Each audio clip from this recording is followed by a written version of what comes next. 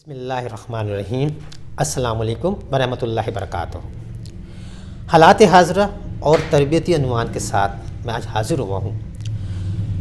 کچھ دن پہلے خانوال میں ایک صحنہ پیش آیا جس میں ایک پاگل شخص پر توہین قرآن کا الزام لگا کر اس کو تشدد کر کے مار دیا گیا۔ ایسا ہی واقعہ کچھ دن پہلے سیالکوٹ میں ہوا جس میں غیر ملکی کو تشدد کر کے مار دیا گیا اور اس کے بعد اس کی لاش کو جلا دیا گیا۔ ایسے واقعات کے بارے میں سن کر ایک مسلمان کا دل دہل جاتا ہے اور وہ سوچتا ہے کیا یہی دین اسلام ہے؟ کیا دین اسلام ہمیں یہی کچھ سکھاتا ہے؟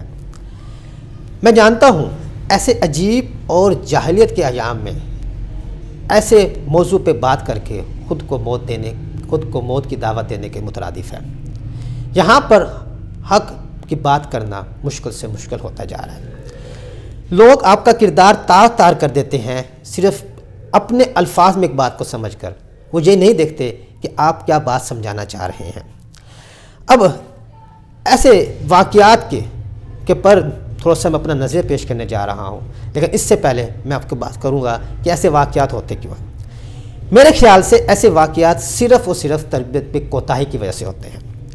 ماں باپ، علماء ہوں، اساتذہ ہوں، ساتھی ہوں، محلے دار ہوں، رشتہ دار ہوں اور احباب ہوں، ہر طریقے سے تعصب، بغض، نفرت، منافقت، جھوٹ اور عدم برداشت نسلوں میں کوٹ کوٹ کے بھرا جا رہا ہے، اور جس کا نتیجہ اب ہم ان واقعات کی شکل میں بھگت رہے ہیں۔ بے روزگاری، کرپشن، بدحالی، غربت و افلاس میں اضافہ بھی ان واقعات کو بڑھاوا دیتے ہیں۔ عوام ذہنی طور پر پسماندہ ہوتی جا رہی ہے۔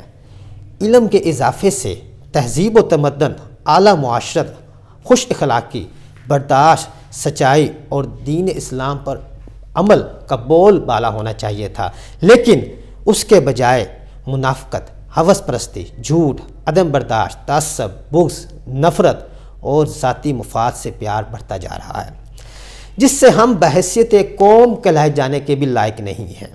اور سب سے پہلے اب ہمیں یہ دیکھنا چاہیے اس کی وجہ کیا ہے۔ تو اس کی وجہ میں صرف اور صرف تربیت کا نہ ہونا ہے۔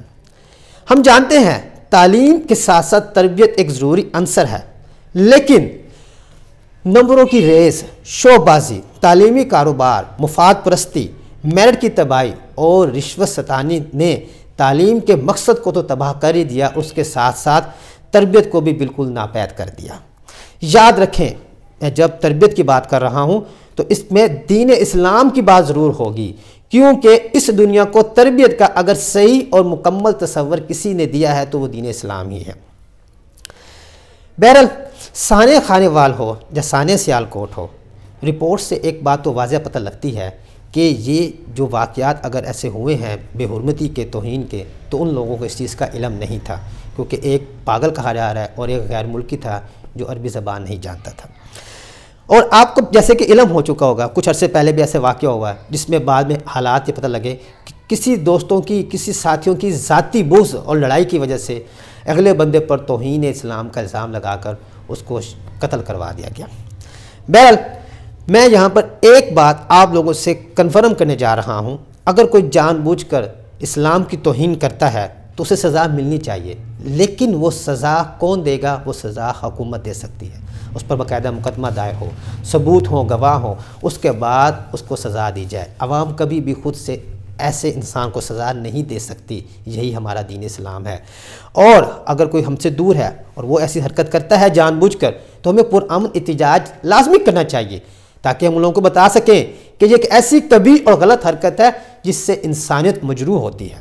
لیکن اب آپ کا سوال یہ ہے کہ توہین اصل میں ہوتی کیا ہے؟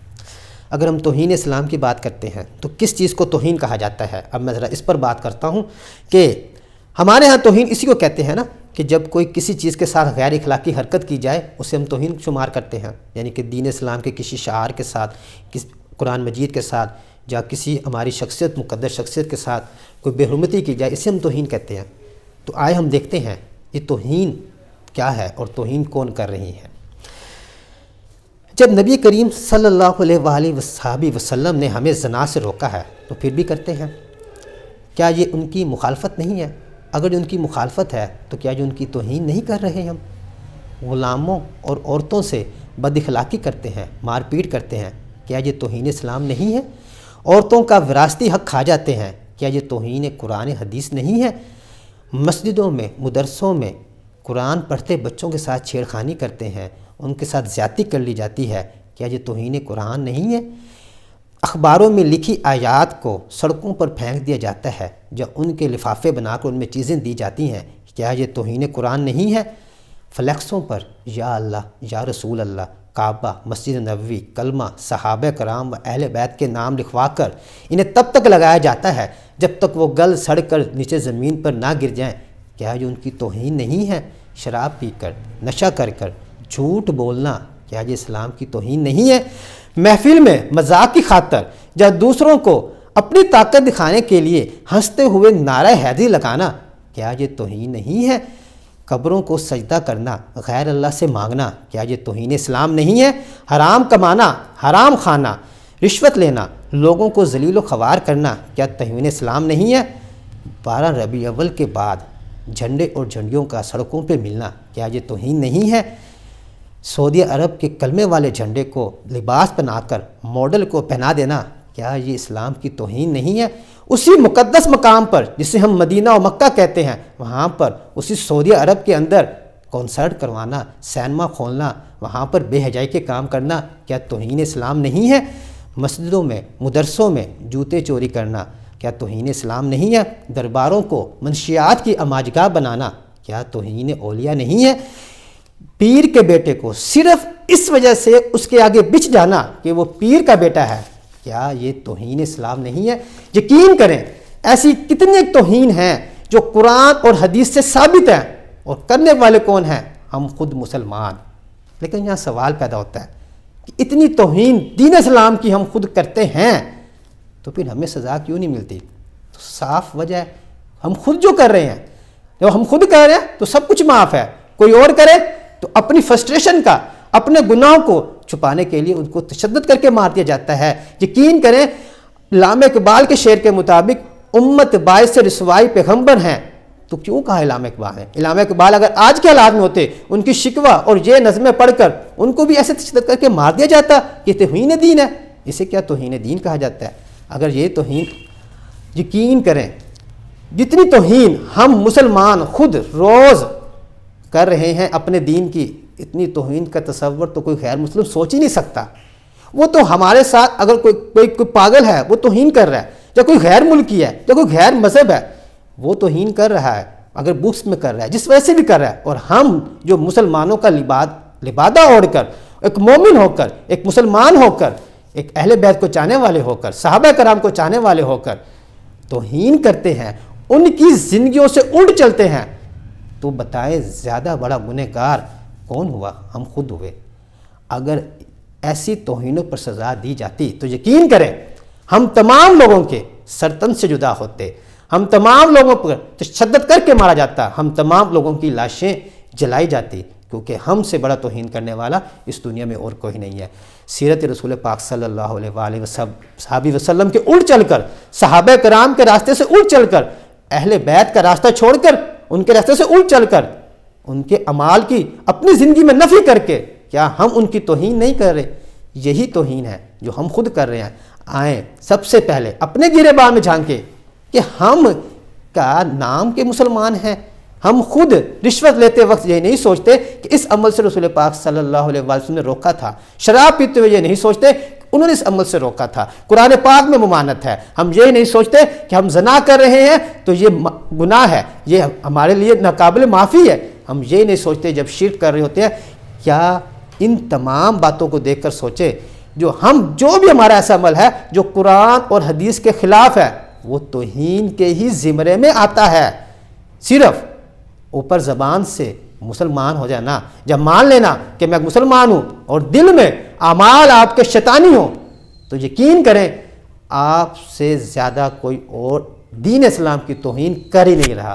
ہمارے انہی اعمال کی وجہ سے دنیا مذہب اسلام کو، دین اسلام کو کس نگاہ سے دیکھتی ہے، اسے آپ لوگ خود دیکھ لیں، صرف ہمارے انہی اعمال کی وجہ سے۔ اس لیے خدا را تربیت پہ زور دیں، اپنے اعمال کو درست کریں، سب سے پہلے اپنے گرے بال میں جھانکیں کہ ہم کیا بہتر کر سکتے ہیں اپنی زندگی میں، ہم دین اسلام کے راہ پر چل کے دکھائیں۔ جو اصل راہ ہے، دین اسلام کی اصل روح کے مطابق چل کے دکھائیں، تاکہ دنیا والوں کو علم ہو کہ اصل دین اسلام کیا ہے، اور پھر اس کے بعد اگر کوئی توہین کرنے کے قابل نہیں رہے گا. کیوں؟ کیونکہ ہمارے اپنے اعمال اتنے اچھے ہوں گے اور ہم سے لوگ اتنے خوش ہوں گے کہ وہ ہمارے پیغمبر کے بارے میں، ہمارے اہل بیت کے بارے میں، ہمارے صحابہ کرام کے بارے میں، ہمارے قومی ہیرو کے بارے میں، ہمارے دینی ہیرو کے بارے میں، ہمارے اولیاء کرام کے بارے میں، ہمارے علماء کرام کے بارے میں کوئی کسی قسم کی بے ادبی کرنا بھی وہ پسند نہیں کریں گے، کیونکہ جب ہم سے وہ خوش ہوں گے. اس لیے خدا را آئیں اپنے گروبانوں میں جھانکیں، بچوں کی نسلوں کی تربیت کریں، دین اسلام کی روح کے مطابق تربیت کریں، لوگوں کو اسلام سکھائیں، خود سیکھیں، پھر لوگوں کے لیے آسانیاں پیدا فرمائیں. تب ہی ہم اچھے اور سچے مسلمان بن سکتے ہیں. یقین کریں، نعرہ لگاتے ہوئے کسی ایسے بندے کو مار دینا یہ دین اسلام نہیں ہے. اس کو کوئی بھی دین اسلام میں شامل نہیں کرے گا. ذاتی مفاد کے لیے، اپنے غصے کو نکالنے کے لیے، اپنے گناہوں کو چھپانے کے لیے ایسے لوگوں کا قتل، تشدد کرنا، ان کی لاشوں جلانا بند کر دیں. پہلے اپنے گریبان میں جھانکیں، پھر باہر دیکھیں. اللہ تبارک و تعالی ہمیں دین اسلام کی روح سمجھنے میں مدد عطا فرمائے. آمین ثم آمین. اللہ حافظ.